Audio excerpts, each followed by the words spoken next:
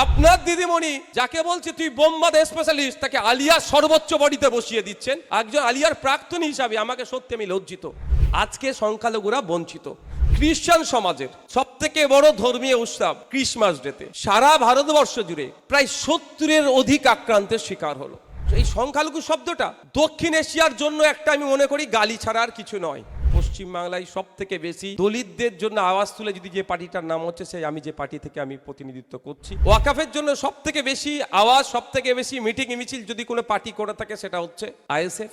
Fake STSC certificate বাতিল করতে হবে, সব থেকে বেশি সমাবেশ যদি করে থাকে সে পার্টিটার নাম হচ্ছে আইএসএফ। ওয়াকাফ সম্পত্তি উদ্ধার করতে হবে, সেটা নিয়ে সব থেকে বেশি সমাবেশ যদি করে থাকে কোনো পার্টি সেটার নাম হচ্ছে আইএসএফ। আফরাজুল, জুয়েল রানা, সাবির মল্লিক। তবে আইএসএফ শুধু এদের জন্য প্রতিবাদ করেনি, সোমনাথ দেবনাথ মহারাষ্ট্রে তার গলা কেটে ফেলে দেওয়া হচ্ছিল, তার প্রতিবাদও রাস্তায় নেমে আইএসএফ করেছে। যে এবারে নির্বাচনে সংখ্যালঘুরা কি অপ্রাসঙ্গিক আমি বুক ঠুকে বলতে পারি, জল জমি জঙ্গলের অধিকার আদিবাসীদের ফিরিয়ে দিতে হবে, তখন নওশাদ সিদ্দিকী সেকুলার। আমি বুক ঠুকে বলতে পারি 22% এসসিদের মধ্যে কেন জল মেশানো হচ্ছে, প্রকৃত এসসিরা চাকরি পাক। Naushad Siddiqui is a good boy, good leader, মানে ও সেকুলার। আর আমি যখন বলবো রঙ্গনাথ মিশ্র কমিশনের সুপারিশ অনুযায়ী 10% পিছিয়ে থাকা আর্থসামাজিকভাবে মুসলমানের চাকরি পাচ্ছে না কেন, দেখেছো ছেলেটা কমিউনাল। তবে হ্যাঁ, আমি কিন্তু সংখ্যালঘু হিসাবে এই কার্ডটা আমি কোনোদিন খেলি না। যারা সংখ্যায় কম তাদের উপরে, সংখ্যায় যারা বেশি তাদের দ্বারা আক্রমণ হচ্ছে। Eastern India's #1 professional training institute. এবারে আমাদের প্রথম সেগমেন্টের শেষ বক্তা আইএসএফের চেয়ারম্যান, ভাঙড়ের বিধায়ক নওশাদ সিদ্দিকী, আপনার মূল্যবান বক্তব্য রাখার জন্য অনুরোধ করছি। টপিকটা অত্যন্ত গুরুত্বপূর্ণ কিন্তু সময় স্বল্প। তারপরও আজকে আমি গর্বিত, আমি এমন এক মাটির বিধায়ক, সেই মাটি থেকে একজন উঠে আসা ছেলে মোহাম্মদ সাকিরুলের উদ্যোগে জিআইকে যেভাবে এগিয়ে নিয়ে যাচ্ছে, আমি ভাঙড়ের বিধায়ক হিসাবে আজকে গর্বিত। এবং আমি জানিয়ে রাখতে চাই সকলে যারা এখানে আছেন, সাকিরুলের কিন্তু ভাঙড়ের ভূমিপুত্র। যে আমরা এটাই চাই, ভাঙড়কে কোনো জগছোড়া নেতাকে দিয়ে পরিচিত করা নয়, বা কোনো সমাজবিরোধী দ্বারা ভাঙড় পরিচিত হোক, এটা নয়। আর একটা ছোট্ট ইনফরমেশান দিয়ে রাখি, আমাদের যারা এখানে স্পিকার স্যারেরা আছেন, আমি গর্বের সাথে বলতে পারি আমাদের ভাঙড়ে এত, চাই মেন স্ট্রিম বলুন বা সোশ্যাল মিডিয়ায় বলুন, যে এত ইউটিউবার বলুন বা সাংবাদিক আছে, ভারত পশ্চিমবাংলার কোনো বিধানসভায় সে অর্থে নাই। যাক, তাদের ভালো লাগে। আজকের বিষয়বস্তু নিশ্চিতভাবে পরে বক্তব্যের কাউন্টারে জবাব দেওয়ার সময় থাকবে তো, নাকি কে কি বক্তব্য দিয়েছে সেটা বলবো। আজকে প্রশ্ন আমি এখানেই আমার যেটা আজকে তুলেছে, যে এবারে নির্বাচনে সংখ্যালঘুরা কি অপ্রাসঙ্গিক, গুরুত্বপূর্ণ বিষয়। অনেকে এটা নিয়ে বলতে পারে কেন সংখ্যালঘু, কেন সংখ্যাগুরু। সমস্যা হচ্ছে এখানেই।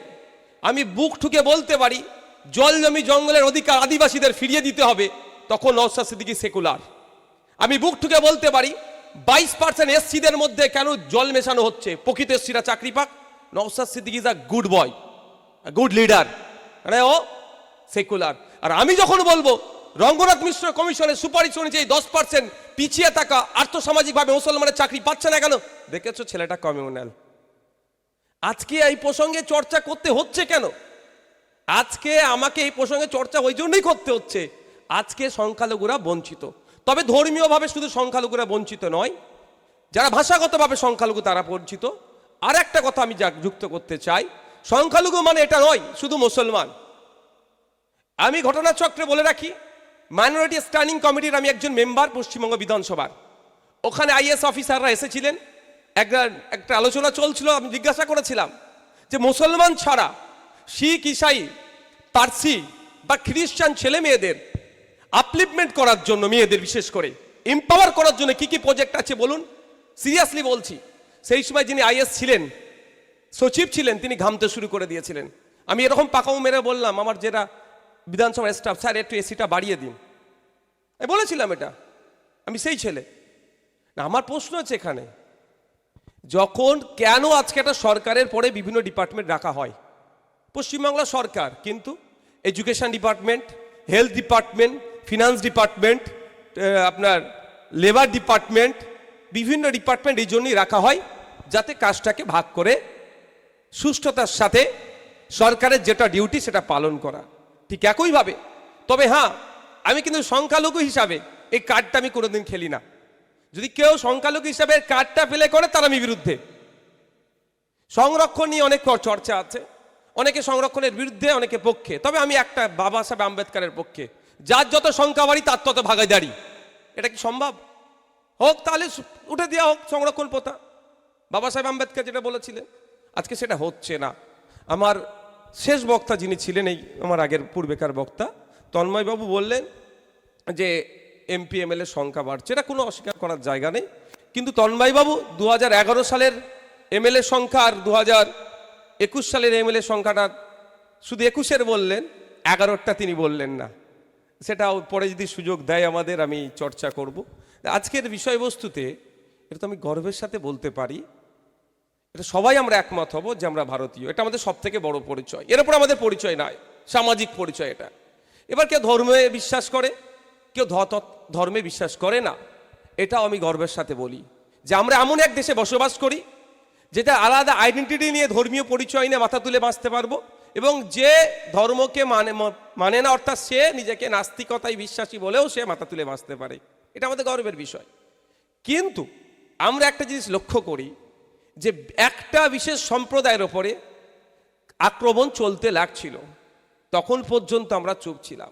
লাস্ট খ্রিস্টান সমাজের সবথেকে বড় ধর্মীয় উৎসব ক্রিসমাস ডেতে সারা ভারতবর্ষ জুড়ে প্রায় 70-এর অধিক আক্রান্তের শিকার হলো। এবং 2024 সালে খ্রিস্টান সমাজের মানুষ প্রায় 850 আক্রমণের শিকার হয়েছিল। তাহলে আস্তে আস্তে যারা সংখ্যায় কম তাদের উপরে সংখ্যায় যারা বেশি তাদের দ্বারা আক্রমণ হচ্ছে। আর এই সংখ্যালঘু শব্দটা দক্ষিণ এশিয়ার জন্য একটা, আমি মনে করি, গালি ছাড়া আর কিছু নয়। আমি আবার রিপিট করছি, দক্ষিণ এশিয়ার জন্য এই সংখ্যালঘু শব্দটা গালি ছাড়া অন্য কিছু নয়। কারণ আমাদের চোখের সামনে আগুন দিয়ে দেখিয়ে দিচ্ছে। কোথায়? যদি আমি বাংলাদেশে যাই, দীপুদাস শুধু নয়, বাংলাদেশের সংখ্যালঘু পরিবারগুলো কেমন আছে, এখানে তন্ময় বাবু, আমাদের সজল বাবু, সোমবাবুদের থেকেও বেশি ফিল আমি করব। আর এখানে সজল বাবু কত সুখে আছে, বাংলাদেশের দীপুদাসের পরিবার হবে না, তারেক রহমানের পরিবার ফিল করতে পারবে। এটাই ডিফারেন্স। আপনারা জানেন গত বছরে আগস্টের 8 তারিখে যখন সরকারের পালাবদল তাড়িয়ে দিয়েছিল বা যাই হোক বাংলাদেশে, তারপরে রাস্তায় প্রথম নেমেছিলাম আমরা বাংলাদেশের সংখ্যালঘু হিন্দুদের জন্য। কারণ আমরা বুঝতে পারছি না ভারত পশ্চিম বাংলার সংখ্যালঘু আমরা, যে তারা কি দিন যাপন করছে। আমার সঞ্চালক ভাই অনেক বিষয়ে বলেছেন, ওবিসি এসটি বা ওবিসি অকাফ নিয়ে অনেক চর্চা হয়নি।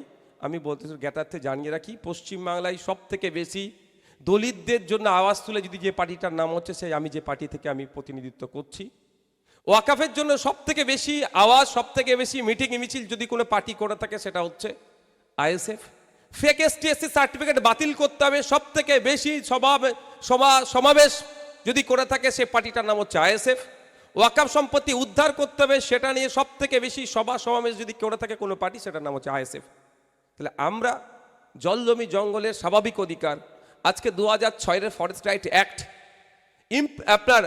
আপনার সংশোধনীর মাধ্যমে 2023-এ যে আইন করে নিয়ে আসে, আদিবাসীদের জঙ্গলের অধিকার কেড়ে নিচ্ছে, এর বিরুদ্ধে সব থেকে বেশি সোচ্চার হয়েছে যে পার্টিটার নাম, সেটা কিন্তু আইএসএফ।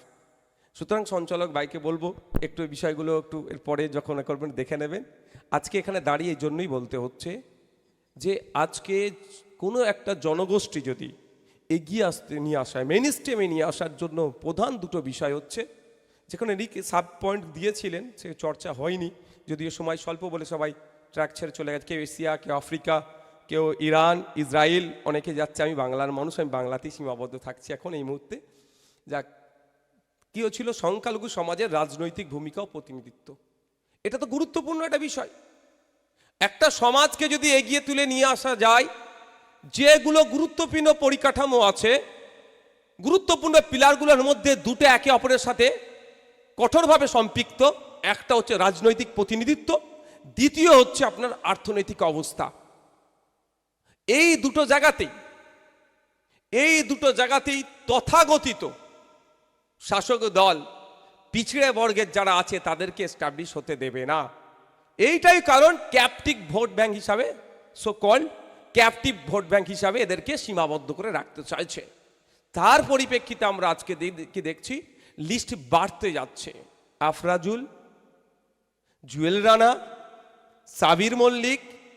তবে আইএসএফ শুধু এদের জন্য প্রতিবাদ করেনি, সোমনাথ দেবনাথ মহারাষ্ট্রে তার গলা কেটে ফেলে দেওয়া হয়েছিল, তার প্রতিবাদও রাস্তায় নেমে আইএসএফ করেছে। আফরাজুলের পাশে যেমন দাঁড়িয়েছিলাম হেমন্ত রায় কেরলে সাকে খুন করেছিল, তার পাশে দাঁড়িয়েছিলাম, ঠিক সাবির মল্লিকেরও পাশে দাঁড়িয়েছে। কিন্তু প্রশ্ন এখানে থেকে যায় যে আমরা কি দেখছি যে শুধুমাত্র এই যে জিগির তোলা হয় সংখ্যালঘু সংখ্যাগুরু, সবটাই কিন্তু ভোটের জন্য। এটা থেকেও যদি আমরা সংখ্যাগুরু সমাজ না বেরিয়ে আসতে পারি, তাহলে কিন্তু আমাদের ভবিষ্যৎ ধ্বংসের দিকে আমরা ধাবিত হচ্ছি। বাংলাদেশে দীপু দাস যেভাবে নির্মম অত্যাচার করে খুন করেছে তার বিরুদ্ধে আমরা কথা বলছি, কিন্তু আমাদের দেশে ভূপালে যে পানি পান করেছে, বিষক্রিয়া আছে পানিতে বলছে, 17 জন দীপু দাসের যে ধর্মীয় পরিচয়, সেই একই ধর্মীয় পরিচয় মানুষ মারা গেল, এখানে একটাও কথা আমরা বলছি না। এই যদি আমাদের মধ্যে হিপোক্রেসি চলে আসে, বা নওশাদ সিদ্দিকী জুয়েল রানাকে কেন খুন করলো তার জন্য রাস্তায় নেমে প্রতিবাদ করছে, সোমনাথ দেবনাথের সময় যদি চুপ থাকে, তাহলে কিন্তু এর থেকে হিপোক্রেসি আর হতে পারে না। এই হিপোক্রেসির জন্য আমরা কিন্তু ধ্বংসের দিকে আমরা এগিয়ে যাচ্ছি।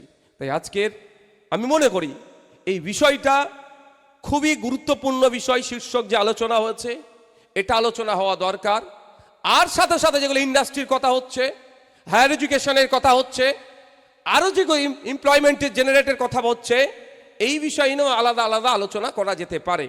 কিন্তু আজকে যখন আমরা স্পেসিফিক আমরা যেই বিষয়ের উপরে আমাদেরকে ডাকা হয়েছে, আমরা সেই বিষয়ের উপরে যদি ফোকাস করে আলোচনা করি, তাহলে অন্তত একটা ভালো আউটকাম আসবে যে সংখ্যালঘু বা সংখ্যাগুরু এদের মধ্যে যে ডিফারেন্স তৈরি হচ্ছে, যে গ্যাপ তৈরি হচ্ছে, সেই গ্যাপটা আমরা যদি চাই, আজকে সজলবাবু এখানে দাঁড়িয়ে যে কটা কথা বলেছে, বিশ্বাস করুন যদি সজলবাবুর মতো এই কথার সাথে বাস্তবে মিল রেখে বিজেপি যদি এই তথ্যতে চলে, তাহলে মনে হয় দলে দলে সংখ্যালঘুরাও সজলবাবুর হাতে হয়তো ঝান্ডাটাও ধরে নেবে। কিন্তু বাস্তবে মিলটা টাকাটাই এখন দুষ্কর হয়ে উঠছে। হয়তো একটাই দৃষ্টান্ত আমাদের সজলবাবু দৃষ্টান্ত, কিন্তু এটা একটা দিয়ে তো আর চলে না, কারণ এখান থেকে যখন বাইরে বার হচ্ছি সেখানে অনেক চর্চা হচ্ছে।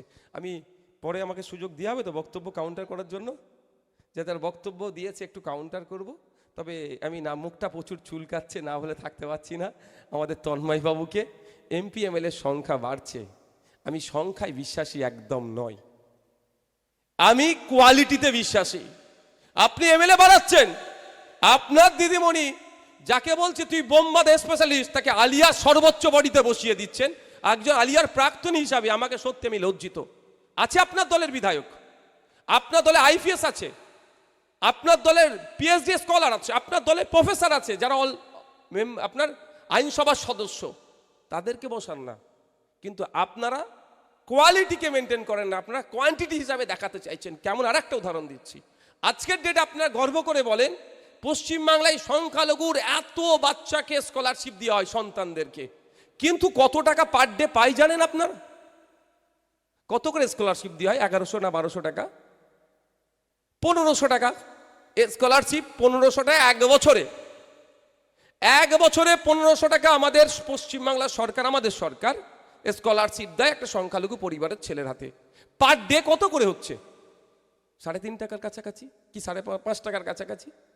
তাহলে পার ডে 5 টাকা নিয়ে একটা সংখ্যালঘু সমাজের ছেলে কি করবে? যে সংখ্যালঘু সমাজের প্রায় 80% আপনার হচ্ছে ডে লেবার, 80% আপনার 90% আপনার ডে লেবারের মধ্যে পড়ছে। কৃষক তার 60%, ওই 60% কৃষকের মাস গেলে বিলো 8000 ইনকাম করছে পশ্চিমবাংলায়। তাহলে সে তার জন্য আপনি কিন্তু দেখেছেন কি কোয়ান্টিটি দেখাচ্ছেন, এত ছেলেকে স্কলারশিপ দেয়। আমার বক্তব্য এখানে, যদি ছোট্ট ভাই হিসেবে দাদা আমার সমতুল্য, দাদার সাথে আমার অনেক আগে থেকে পরিচয়, যখন আমি পার্টিতে আসিনি তার আগে থেকে পরিচয় তন্ময় দার সাথে। আমি আপনাকে আজকে স্টেজ থেকে একটু সাজেস্ট করব, পরিমাণ কমিয়ে দেন, সংখ্যা কমিয়ে দেন, তাদের সমাজ থেকে 10 টাকা তুলে নেন, পশ্চিমবাংলা থেকে অন্তত 10 টাকা নিন, ওই টাকা তাদের পিছনে ইনভেস্ট করুন। তারা একজন দিন অ্যাস্ট্রোফিজিক্স নিয়ে পড়াশোনা করবে, তারা রকেট উড়াবে, ফ্লাইট নয়, তারা রকেট উড়াবে, রকেটে করে যারা গবেষণায় চলে যাবে, এইটা আমরা আশা করি।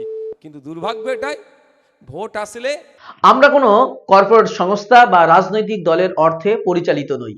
স্বাধীন, নির্ভীক ও সত্যনিষ্ঠা সাংবাদিকতা চালিয়ে যেতে আপনাদের এই সাপোর্ট আমাদের একমাত্র শক্তি। আপনার যদি মনে হয় জিআই সত্য তুলে ধরছে, মানুষের কথা বলছে, প্রশ্ন তুলছে, তাহলে আপনার সামর্থ্য অনুযায়ী আর্থিক সহযোগিতা করে আমাদের পাশে থাকুন।